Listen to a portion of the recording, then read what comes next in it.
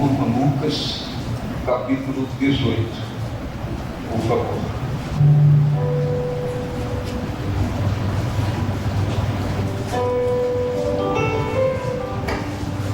Se você não sabe para onde seguir, se você percebe que não quer mais fingir, Levante a cabeça. levante a cabeça e não olhes para trás. Chame a Deus, chame a Deus. Se tua vida anda Se tua vida anda para um abismo sem fim, se os teus olhos choram e não quer esse fim, levante a cabeça e não olhes para trás. Chame a Deus, chame a Deus, chame a Deus. Chame a Deus que a tua vida logo mudará. Ele cura a ferida, te libertará. A verdade e a vida Ele quer te dar. chama Deus. Chame a Deus, Chama Deus. chame a Deus, chame a Deus que o tempo passa e não volta mais. Sua chance, sua vida pode se acabar. Ele cura a ferida, te libertará. Chame a Deus, Chama Deus. chame a Deus. Antes da gente ler, olhe para mim, por favor, para você entender, ainda que você já tenha esta consciência. Eu quero falar de duas situações diferentes e que é muito importante que se entenda.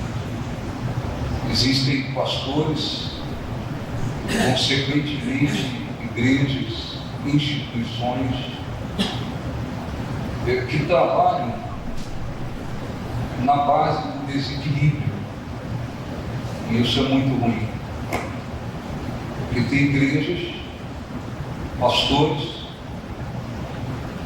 que eles levam as pessoas a buscarem, continuarem buscando Jesus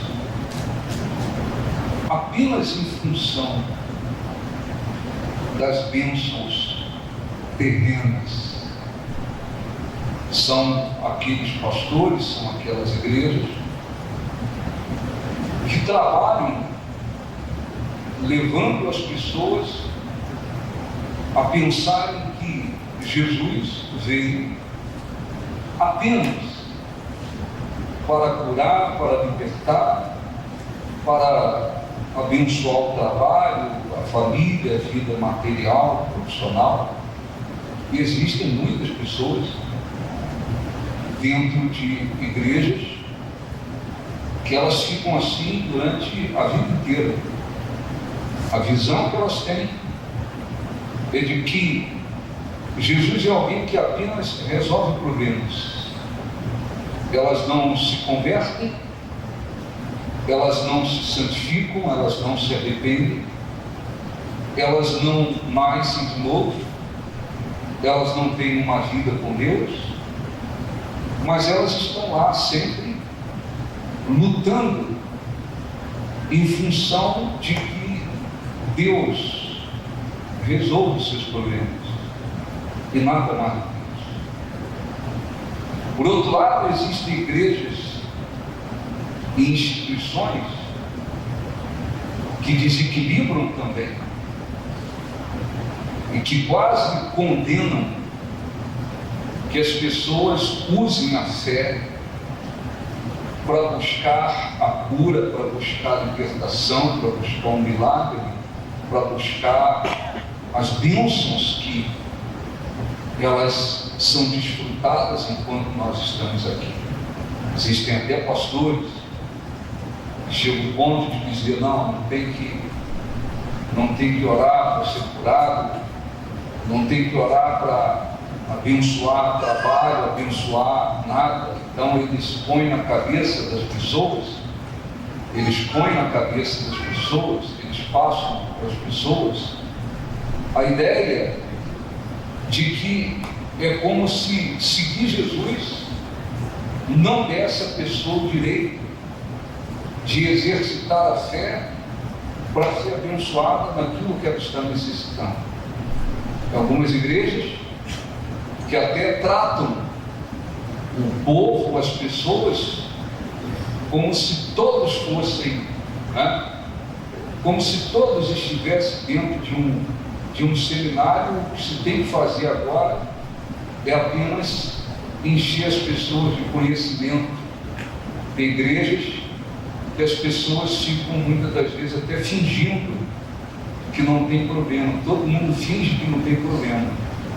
E às vezes inicia-se uma disputa de conhecimento. E é bom que se diga que o conhecimento teológico não é, nunca foi, sinônimo de espiritualidade. Ou seja, não é porque a pessoa tem muito conhecimento que significa que ela é espiritual. Conhecimento teológico também não é sinônimo de que a pessoa é uma pessoa de fé. O conhecimento teológico também não significa que a pessoa formou dentro dela o caráter de Deus. Tem igrejas por aí onde se passa muitos conhecimentos teológicos e, no entanto, as pessoas estão vivendo uma vida carnal, mundana, associada ao mundo. Muitas das vezes são absolutamente frias na fé. Então, não pode existir, não podemos viver o 8 apenas ou 80. Nós temos que aprender a ter equilíbrio. Então eu quero ler 2, no máximo 3 passagens para explicar essas 2 coisas importantes e qual deve ser o seu foco, a sua visão principal. Você viva uma vida de equilíbrio. Então não se pode seguir Jesus em função simplesmente ou apenas daquilo que Ele pode nos conceder enquanto estamos aqui. Mas também não pode haver um desequilíbrio a ponto de achar que nós não temos que viver a fé. Então eu quero ler aqui primeiro para mostrar que o Senhor Jesus, preste atenção, o Senhor Jesus veio acima de tudo para salvar, para nos dar vida eterna. Mas Ele cura. Ele vai curar todos os doentes? Não. Às vezes nós oramos por uma pessoa pedindo para que Deus venha curá-la. Às vezes Ele não cura, Ele permite muitas das vezes que a pessoa morra. Da decisão dele a gente respeita, mas Ele cura. Jesus liberta a pessoa dos demônios, dos vícios, de uma vida de trevas, de uma vida pecaminosa. Ele liberta. Jesus tem o poder para abençoar a sua casa, a sua família, seu trabalho, abençoar o seu casamento. Ele tem poder para abençoar. Ele abençoa. E é bom que se diga que nós temos que ter um entendimento de que Ele se importa com o sofrimento do ser humano. Então, enquanto algumas igrejas levam as pessoas a se tornarem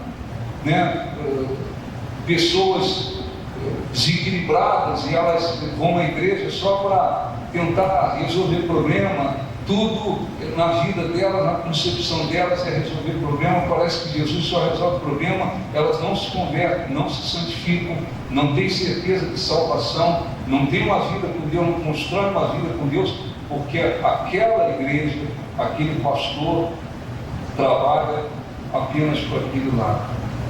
A gente não pode esquecer também que tem outras que parece que pedir a cura é proibido, pedir o socorro é proibido, pedir a solução de um problema é proibido. Parece que as pessoas, elas têm que seguir Jesus, mas elas estão como se quase proibidas de exercitarem a fé para serem socorridas, ajudadas naquilo que precisam. E muitas das vezes, muitas pessoas, dentro de muitas igrejas, e existem até igrejas em que as pessoas ficam até fingindo, e elas têm até vergonha, elas nem podem, às vezes nem chegam ao pastor para dizer: pastor, eu estou precisando de oração, eu estou passando por isso aqui, eu preciso de um milagre, eu preciso de uma solução, eu preciso que Deus faça um milagre, porque ali, viver a fé para alcançar alguma coisa que tem a ver com bênção terrena, ali é como se fosse quase proibido. As pessoas ficam, às vezes, vivendo desequilibradas, às vezes para um lado e outros para o outro, e não é isso que Deus quer. Então a primeira coisa que a gente tem que entender, deixa eu ler aqui Lucas 18, 35, a gente encontra nos evangelhos situações extraordinárias que mostram como o Senhor Jesus se importa com o sofrimento do ser humano.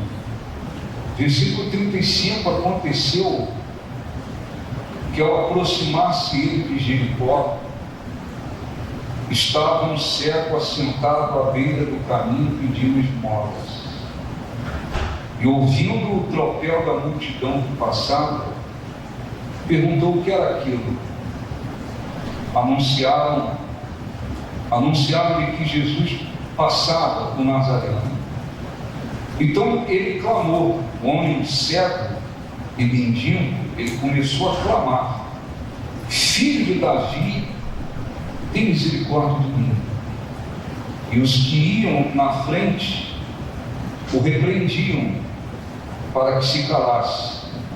Ele, porém, cada vez gritava mais: Filho de Davi, tem misericórdia de mim. Então parou Jesus e mandou que lhe trouxesse. E tendo ele chegado, perguntou-lhe, veja, ele era um mendigo, era cego, começou a clamar por Jesus, pedindo misericórdia. As pessoas diziam para ele se calar. Quanto mais diziam para ele se calar, mais alto ele gritava, até que Jesus parou e falou: traga-o aqui, deu uma ordem para trazê-lo. Quando Jesus, Deus, Senhor, estava na frente de um mendigo e cego, o que ele fez? Ele disse: não estou nem aí, não me importa nem saber se é um mendigo. Não fez isso. Ele fez uma pergunta para ele, dizendo: que queres que eu te faça? Respondeu ele: Senhor, que eu torne a ver. Porque ele enxergava, por algum motivo ele perdeu a sua visão. Agora Jesus pergunta: o que você quer que eu faça? E ele disse: que eu torne a ver. Então Jesus lhe disse: recupera a tua vista, a tua fé te salvou. Imediatamente tornou a ver e seguia glorificando a Deus. Também todo o povo, vendo isso, dava louvores. Amém? Então olha um pouquinho para mim. Então, não pode haver desequilíbrio. Jesus veio, morreu acima de tudo para nos dar vida eterna. Mas esse mesmo Senhor que veio para dar vida eterna, ele se importa com o sofrimento do ser humano. Então você tem uma angústia, um problema, alguma coisa que te aflige, ainda que seja uma coisa que pareça pequena ou simples, mas aquilo te aflige. Não há nenhum problema em você chegar diante dele e expressar. a sua angústia, a sua aflição, o motivo do seu sofrimento, o que está te afligindo. Por quê?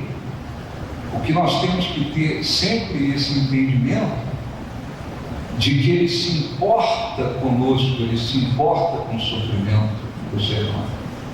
Ele foi gritado, né? O cego, o mendigo, gritou, filho de Davi, clamou por ele. E ele podia muito bem ir embora e falar, esse é mais um mendigo, mais um cego por aí. Não, ele parou, entendeu, esse homem tem fé. E o que ele fez? Fez uma pergunta muito simples: o que você quer que eu te faça? É que eu torne a ver, que eu recupere a vista. Jesus podia dizer, problema meu, você perdeu sua visão, se vira, aguenta. Não. Ele atendeu aquele homem, dizendo, recupera a tua vista, a tua fé te salvou. Ele se importou com o sofrimento daquele homem, viu que nele havia fé, o abençoou, e através daquele milagre, aquele homem passou a segui-lo e glorificá-lo. E através do testemunho dele, o povo também passou a glorificar a Deus. Então, existem as bênçãos que a gente pode chamá-las de terrenas, e que Jesus também concede, e concedeu e continua concedendo aos que creem. Ele se importa. Você pode não ter ninguém para te apoiar, você pode não ter ninguém que olhe para o seu problema, para a sua dor, para o seu sofrimento, qualquer pessoa por aí, mas a partir do momento que a pessoa se volta para Ele, a partir do momento que a pessoa clama, se volta para Ele, Ele tem o interesse de ajudá-la, de abençoá-la. E isso é importante.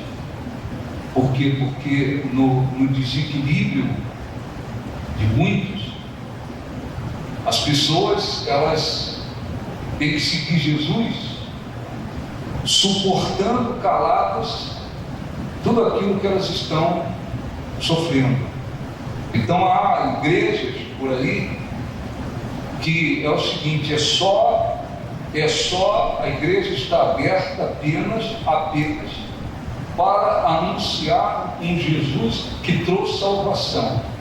O seu sofrimento, você aguenta, você engole, você suporta, você carrega. Não é assim. O Evangelho não tem a ver apenas com a salvação. O objetivo principal do Evangelho é levar o ser humano à conquista da vida eterna. Mas a cura, a libertação, os milagres, eles também fazem parte de uma vida, da vida cristã, da fé em Jesus. Amém? Isso importa. Então, às vezes, até pessoas com dúvidas, cristãos, às vezes, eles ficam com dúvidas. Será que o Senhor Jesus se importa com o que eu estou enfrentando, passando, vivendo? Ele se importa. Ele se importou com tantas pessoas e continua se importando. Por quê? Porque Ele é Deus. Aqui no livro de Marcos, capítulo 1, é só você voltar um livro, capítulo 1, Lucas para Marcos, capítulo 1, versículo 30, versículo 29, uma coisa que parece tão simples, mas está aqui na Bíblia, ficou também como um testemunho.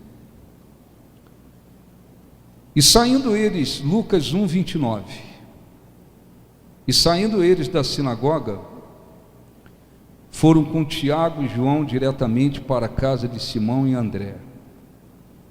A sogra de Simão, a sogra de Pedro, achava-se acamada com febre, e logo lhe falaram a respeito dela. Os discípulos foram a Jesus e disseram: a sogra de Pedro está com febre. É uma febre.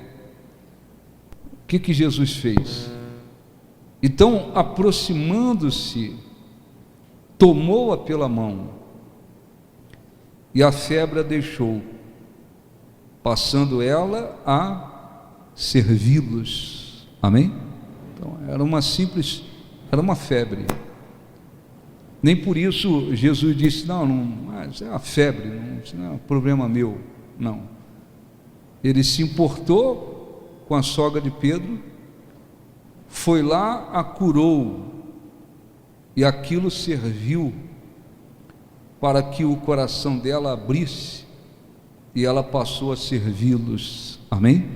Então, olhe um pouquinho para mim. Então, você como cristão, você tem que ter esse entendimento de que existem as bênçãos que estão prometidas para desfrutarmos enquanto estamos aqui.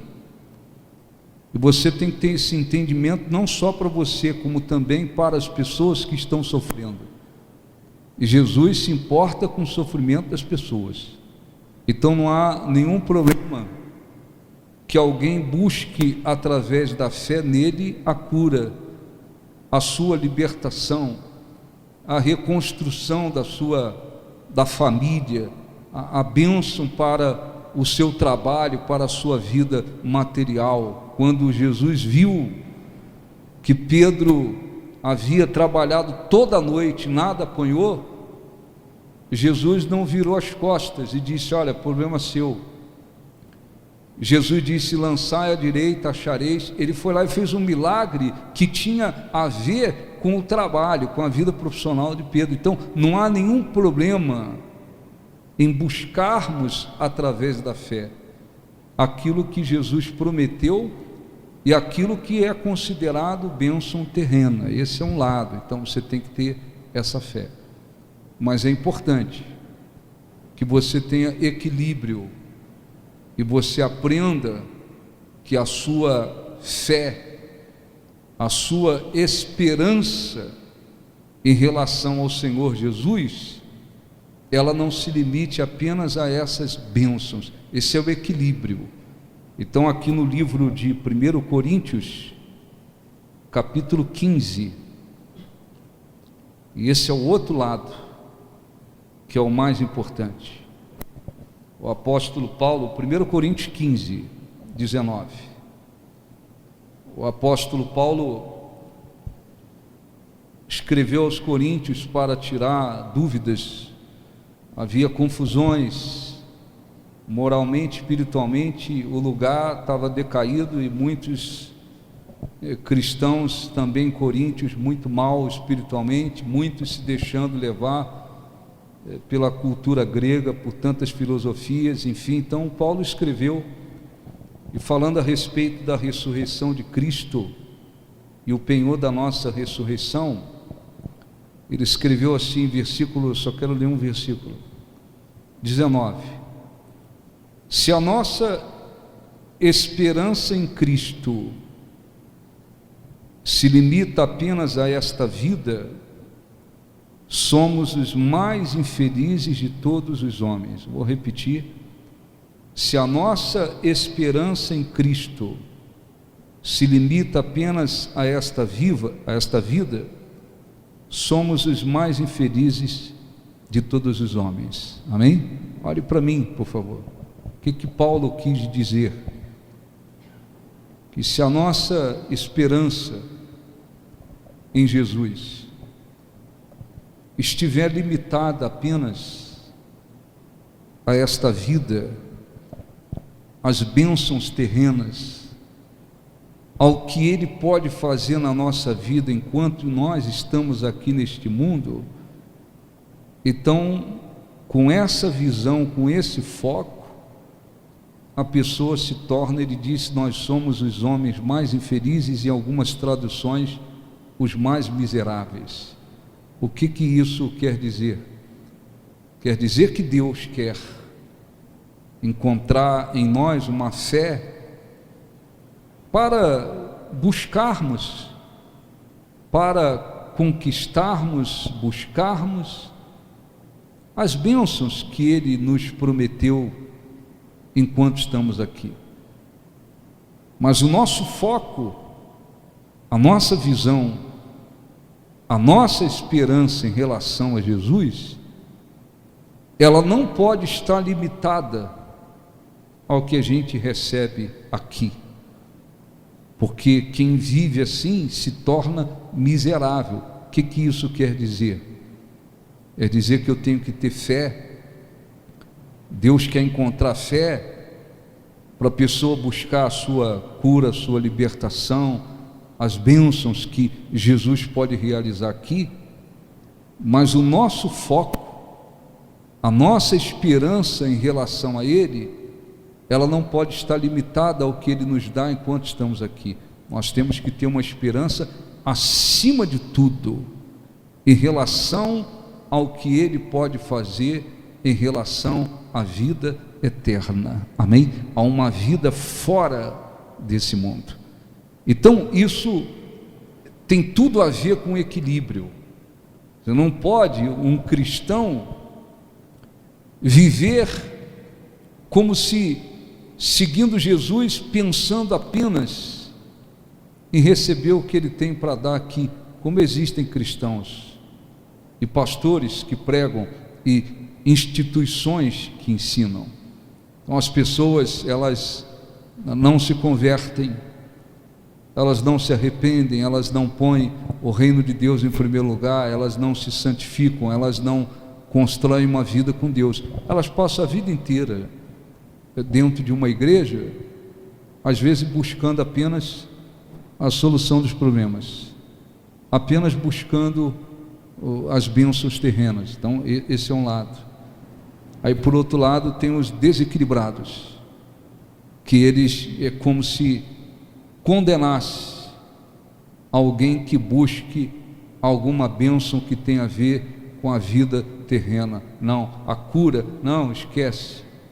Não, eu preciso de um milagre aqui, eu preciso de uma solução aqui, eu preciso que Jesus me abençoe aqui, me abençoe ele. Não, esse tipo de coisa não tem que ser buscado. Então eles enfiam na cabeça das pessoas que seguir Jesus significa pensar apenas na vida eterna, mas aguentar caladas o sofrimento, as aflições que estão enfrentando, sem que recorram a Ele, como se Ele não se importasse, como se Ele fosse alguém que diz: não, você está sofrendo, problema seu, eu não quero nem saber, eu não posso te ajudar, você aguenta tudo aí calado. Não é assim. Então, nem lá, nem cá. Ele quer que a gente tenha fé para buscar tudo o que Ele prometeu, inclusive enquanto estamos aqui. Não é à toa que os evangelhos estão cheios de testemunhos de pessoas leprosos, cegos, pessoas oprimidas que vinham até Ele, e Ele dava toda atenção e se importava e socorria e abençoava e ajudava aquelas pessoas. E muitas delas inclusive passaram a segui-lo como Senhor, porque foram ajudadas no momento de desespero. Então você tem que ter esse entendimento de que Ele se importa com o seu problema, com a sua dor. Ele tem bênçãos para nos conceder enquanto estamos aqui. Porém, a sua esperança nele não pode se limitar apenas a essa vida. Eu estou seguindo Jesus, mas a esperança que eu ponho nele, ela se limita a essa vida aqui, apenas as bênçãos terrenas que Ele pode me conceder aqui. Não, aí essa pessoa, como disse Paulo, é como se ela se tornasse um dos mais miseráveis que existe. O que Deus quer? A nossa esperança em Jesus, ela deve estar sobretudo em relação à vida eterna, em relação ao que Ele prometeu espiritualmente, eternamente. A nossa visão, o nosso foco, a nossa esperança em relação a Ele não pode se limitar ao que Ele nos dá aqui. Tem muitas bênçãos que podemos alcançar e desfrutar enquanto estamos aqui, mas eu não posso ter a esperança nele limitada apenas a esta vida. Eu tenho que estar com o meu foco acima de tudo, a minha esperança nele tem que estar acima de tudo em relação à vida eterna, em relação à eternidade. O que isso quer dizer? Eu vou, como cristão, viver a fé, e vou viver a fé, sabendo que Ele se importa, sabendo que Ele abençoa, sabendo que Ele cura, sabendo que Ele liberta, sabendo que Ele tem o desejo de nos abençoar enquanto estamos aqui, ainda que vivendo num mundo de lutas e aflições. Mas a minha esperança nele, ela não está limitada a essa vida aqui. Não, o que Ele tem, o que Ele fez, o que Ele veio fazer e o que Ele proporciona eternamente, não se compara ao que Ele pode nos dar aqui. E isso tem tudo a ver com equilíbrio. Amém? Eu queria ler aqui João 3, apenas, para a gente depois orar. João 3, Evangelho de João, capítulo 3, versículo 16. Porque Deus amou o mundo de tal maneira que deu o seu Filho unigênito, para que todo o que nele crê não pereça, mas tenha vida eterna. Amém?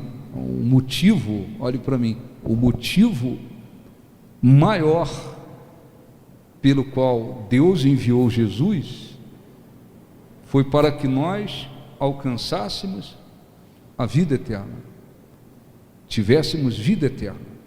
Então, se você, por exemplo, está na igreja, embora a gente ensine, você está na igreja e você não tem exercitado, vivido a fé para que Ele te socorra, te ajude, te abençoe nas suas lutas e aflições, você precisa viver a fé para isso. Por outro lado, se você tem vindo e a sua esperança em relação a Jesus tem sido limitada apenas às bênçãos terrenas, eu estou aqui na igreja, eu estou buscando Jesus, mas estou buscando Jesus porque a minha esperança nele está limitada ao que ele pode me dar aqui. Eu estou só pensando acima de tudo na minha cura, pensando acima de tudo na solução de um problema na minha família, eu estou pensando acima de tudo em prosperar na minha vida material, financeira. A minha esperança nele, ela está limitada ao que ele pode me dar aqui, nessa vida, apenas as bênçãos terrenas. Você precisa se arrepender, você precisa mudar o seu coração, você precisa dizer assim: eu estou com foco absolutamente errado, nessas condições estou me fazendo uma das pessoas mais miseráveis, porque Jesus veio para me trazer, acima de tudo, salvação.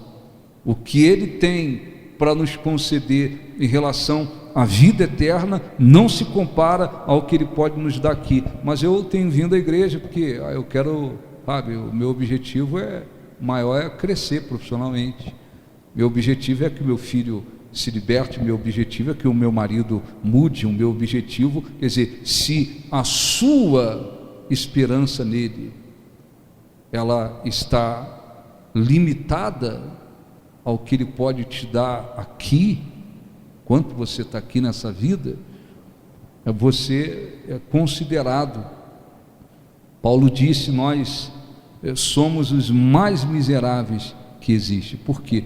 Porque não é isso que Deus quer. Ele quer que a nossa esperança em Jesus esteja acima de tudo e sobretudo direcionada à vida eterna, ao que Ele prometeu eternamente, não limitada ao que a gente pode conseguir aqui.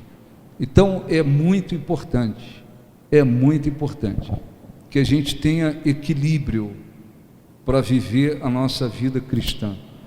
Deus não quer, não é o mais importante, mas Ele não quer que eu seja um cristão que não viva a fé, ou que considere que, eu estou lá na igreja e tal, mas eu digo que eu estou seguindo Jesus, mas eu estou gemendo aí por várias situações, eu acho que eu não tenho que pedir, eu acho que eu não tenho que usar a minha fé, eu acho que Ele não se importa comigo, eu acho que eu tenho que aguentar calado que eu estou sofrendo. Não, a Bíblia diz: lançai sobre Ele toda a vossa ansiedade, porque Ele tem cuidado de vós. Então a gente tem que ter esse equilíbrio, essa fé para alcançar o que Ele nos prometeu enquanto estamos aqui.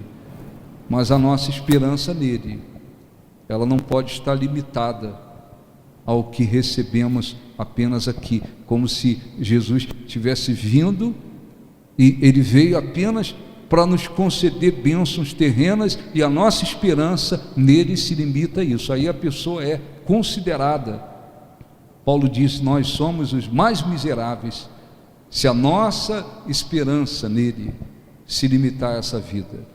Então o que Deus quer? Ele quer, por um lado, encontrar fé em nós, para buscarmos aquilo que Ele promete, mas Ele quer que a nossa esperança em Jesus esteja, acima de tudo, direcionada à vida eterna.